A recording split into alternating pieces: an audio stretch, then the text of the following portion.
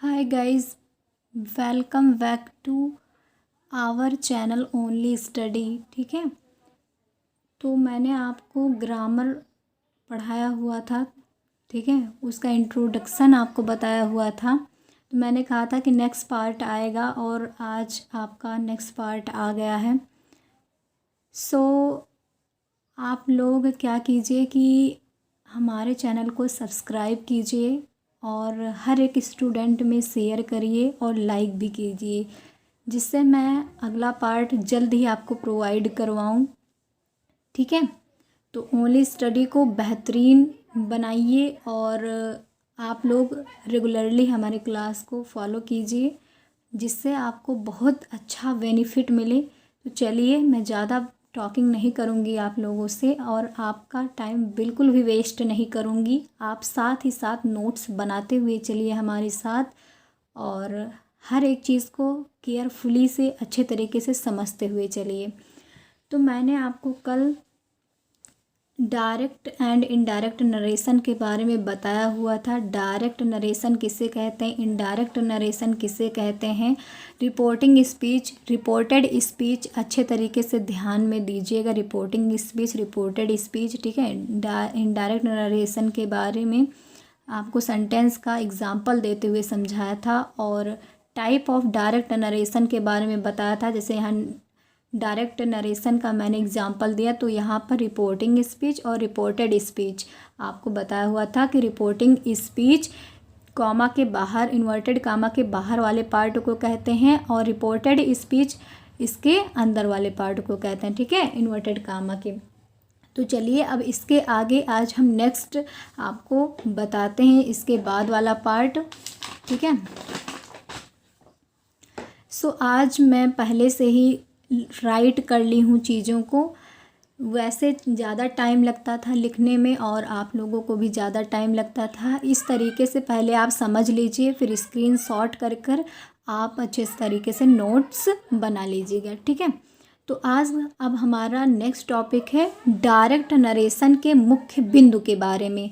आप इस मुख्य बिंदु को अच्छे तरीके से समझिएगा, तभी आप सेंटेंस को अच्छे तरीके से कर पाओगे। तो हमारा पहला बिंदु है डायरेक्ट नरेशन में वक्ता यानी स्पीकर के कथन को इन्वर्टेड कामा के अंदर रखा जाता है। क्या किया जाता है कि डायरेक्ट नरेशन, मैंने आपको बताया था डायरेक्ट नरेशन किसे कहते हैं, और वहाँ पर जो स्पीकर होता है यानी वक्ता होता है, उसके कथन को हम क्या करते हैं, इन्वर्टेड कामा के अंदर रखते हैं। ठीक है, यानी जैसे मैंने बताया, he said I am going to Mumbai, तो इन्वर्टेड कामा के अंदर क्या है, I am going to Mumbai, तो उसके अंदर रखा जाता है। फिर उसके बाद दूसरा पॉइंट हमारा आता है, हमारा पहला पॉइंट कंप्लीट हो गया। दूसरा पॉइंट आता है रिपोर्टिंग स्पीच के पश्चात कॉमा का प्रयोग होता है। क्या होता है, रिपोर्टिंग स्पीच। मैंने आपको बताया कि रिपोर्टिंग स्पीच और रिपोर्टेड स्पीच किसे कहते हैं। रिपोर्टिंग स्पीच इन्वर्टेड कामा के बाहर वाले पार्ट को, रिपोर्टेड स्पीच इन्वर्टेड कामा के अंदर वाले पार्ट को। तो यहाँ रिपोर्टिंग स्पीच कहा जा रहा है यानी बाहर वाले पार्ट को। ठीक है, तो उसके पश्चात कामा का प्रयोग करते हैं। मैंने आपको एक नीचे छोटा सा कामा फिर इन्वर्टेड कामा लगाकर बताया हुआ था। ठीक है, और तीसरा पॉइंट आता है हमारा इन्वर्टेड कामाज के अंदर के भाग का प्रथम अक्षर कैपिटल लेटर से लिखा जाता है।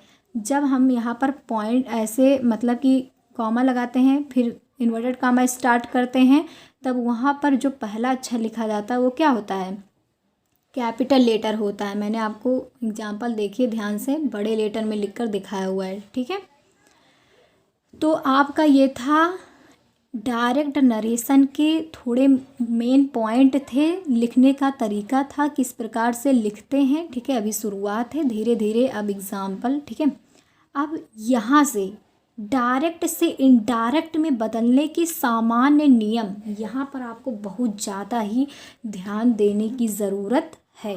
ठीक है, आप समझ लो कि डायरेक्ट स्पीच में डायरेक्ट जो स्पीच में आपका सेंटेंस है उसको इनडायरेक्ट में आप कैसे बदल सकते हैं, उसके लिए नियम। ठीक है, तो पहला पॉइंट आप ध्यान से देखिएगा, अच्छे से समझने की कोशिश कीजिएगा, कोई भी पॉइंट ना छूटे। और इसके बाद मैं आपको एग्जांपल देना स्टार्ट करूँगी।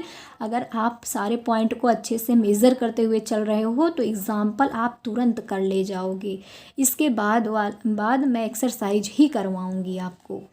तो इनडायरेक्ट स्पीच में इन्वर्टेड कामाज को हटा देते हैं, ठीक है। जब हम डायरेक्ट से इनडायरेक्ट में कोई सेंटेंस को बदलते हैं तो डायरेक्ट में क्या होता है, कॉमा, इन्वर्टेड कॉमा लिखा रहता है।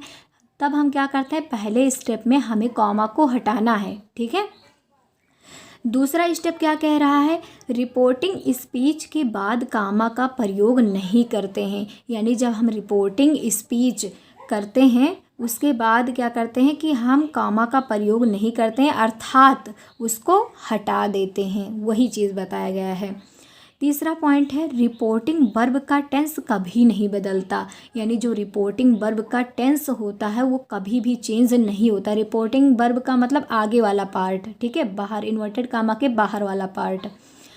चौथा पॉइंट हमारा कहा जा रहा है, रिपोर्टिंग वर्ब को रिपोर्टेड स्पीच के भाव के अनुसार, रिपोर्टिंग वर्ब को रिपोर्टेड स्पीच के भाव के अनुसार told, stated, asked, requested, commanded, advised, ordered आदि में बदल देते हैं।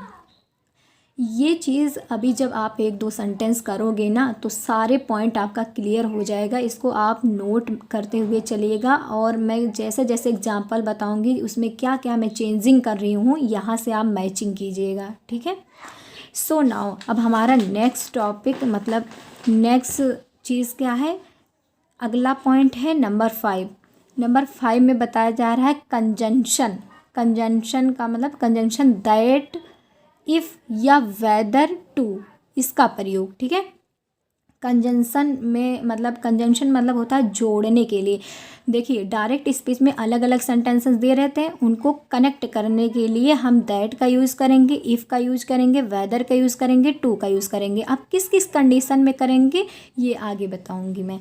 नेक्स्ट पॉइंट है, निकटवर्ती प्रदर्शित करने वाले शब्दों को दूरवर्ती शब्द में चेंज कर देते हैं। यानी जैसे कम लिखा है तो उसका हम गो लिख देते हैं, ठीक है।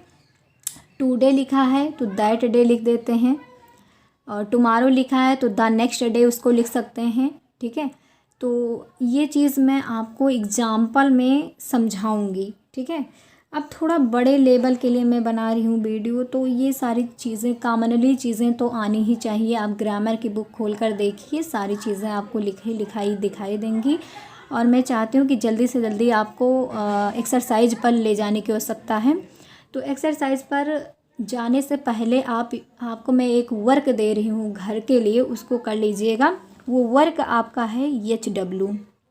आपको करना है कि सेंटेंस कितने टाइप का होता है। टाइप ऑफ सेंटेंस आपको पता होना चाहिए, टाइप ऑफ सेंटेंस। इसको आप घर से करेंगे। जैसे कि हम जानते हैं कि there are 5 type of sentence, यानी 5 सेंटेंस कितने प्रकार का होता है, 5 प्रकार टाइप का होता है। Number 1 assertive sentence, number 2 interrogative, number 3 imperative, number 4 optative, number 5 exclamatory sentence. तो ये छोटे लेवल की चीज़ है, तो ये पता होना चाहिए। नेम मैंने बता दिया, अगर आपको नहीं पता है तो आप लिख लीजिएगा, ठीक है। अब मैं इसको लिखाऊंगी नहीं। तो सबसे पहले अब हमारा कल नेक्स्ट टॉपिक स्टार्ट होगा असर्टिव सेंटेंसेज के बारे में। असर्टिव सेंटेंसेज का डायरेक्ट से इनडायरेक्ट किस प्रकार से बनाते हैं, ये चीज़ मैं आपको बताऊंगी, ठीक है।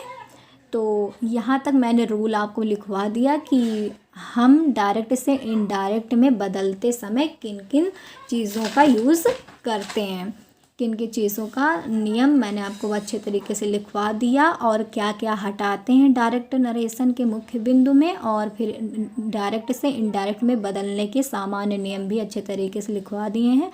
आप इसको स्क्रीनशॉट कर सकते हो और अच्छे तरीके से इसको पढ़िएगा और सेंटेंस करते समय ध्यान दीजिएगा। सारे पॉइंट आपको लर्न हो जाएंगे, रटने की कोई भी ज़रूरत नहीं है।